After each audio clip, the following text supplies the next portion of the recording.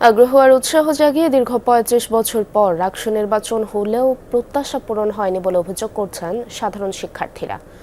নিরঙ্কুশ জয় পাওয়া ছাত্র শিবির প্যানেলের নেতারা নিজেদের দল আর ব্যক্তিগত কাজ নিয়েই ব্যস্ত বলে দাবি করেন অন্য ছাত্র সংগঠন। তাই ইশতেহারের কোনো প্রতিশ্রুতি তেমন বাস্তবায়ন হয়নি। তারপরেও জিএস সালাউদ্দিন আম্মারের বিতর্কিত কর্মকাণ্ড সমালোচনার জন্ম দিয়েছে। সিলন টি রপ্তানিতে শীর্ষে।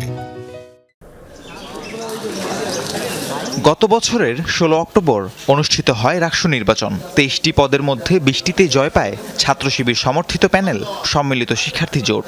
ঘোষিত ইশতেহারে ১২ মাসে ২৪টি সংস্কার সহ ১০৭টি কাজের প্রতিশ্রুতি দিয়েছিল প্যানেলটি। শিক্ষার্থীদের অভিযোগ, ইশতেহার পূরণের ক্ষেত্রে রাকসু নেতারা সফল হতে পারেননি। বিশ্ববিদ্যালয়ের সমস্যা রয়ে গেছে আগের মতোই। যে প্রয়োজনগুলো ছিল, যে শিক্ষার্থীদের অধিকার সম্পর্কে একটা ন্যূনতমভাবে একটা প্রেশার গ্রুপ হিসেবে কাজ করা, তার ন্যূনতমভাবে কিছুই করেনি।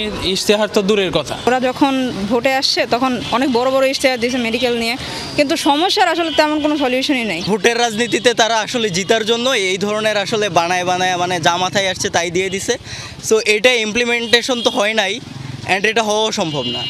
শিক্ষার্থী ও বিভিন্ন ছাত্র সংগঠনের অভিযোগ, ব্যর্থতার এই খতিয়ানের সাথে যোগ হয়েছে বছর জুড়ে ক্যাম্পাসে রাকসুর জিএস সালাউদ্দিন আম্মারের বিতর্কিত কর্মকাণ্ড। তার উপর রাকসু নেতারা দল আর ব্যক্তিগত কাজ নিয়েই ব্যস্ত বলে অভিযোগ শিক্ষার্থীদের। চাওয়া পাওয়ার মধ্যে একটু আমাদের গ্যাপ আছে। ওরা আসলে তেমন কিছু চেঞ্জেস মানে কোনো কিছু করে নাই তেমন বলার মতো। আমাদের প্রধান যে সমস্যাগুলো ছিল, আমাদের আবাসন সমস্যা, আমাদের খাদ্যর যেই সমস্যাগুলো, আমাদের নিরাপত্তার সমস্যা, সকল সমস্যা কিন্তু এখনো সেই সমস্যার জায়গাতেই রয়ে গেছে। রাকসু নেতারা বলছেন, তারা ইশতেহারের প্রায় ৫৯% কাজ শেষ করেছেন আর ৪১% চলমান এবং সম্পূর্ণ হয়েছে এরকম আমরা তালিকা করেছি যে কোন কোন কাজ বাকি আছে। সেই অনুযায়ী দেখা যাচ্ছে যে ৫৯% কাজ আমাদের সম্পূর্ণ হয়েছে এবং চলমান, আর ৪১% কাজ আমাদের একেবারেই হাত দেওয়া হয়নি। রাকসুর জিএস আম্মারের দাবি, বিশ্ববিদ্যালয় প্রশাসন যে সহযোগিতা করার কথা ছিল সেটা করছে না।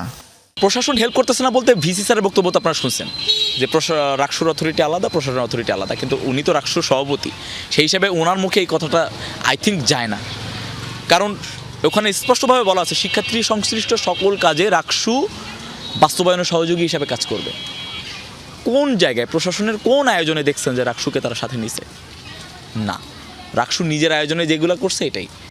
১ বছর মেয়াদি রাকসুর এই কমিটির হাতে আর মাত্র ৩ মাস সময় আছে।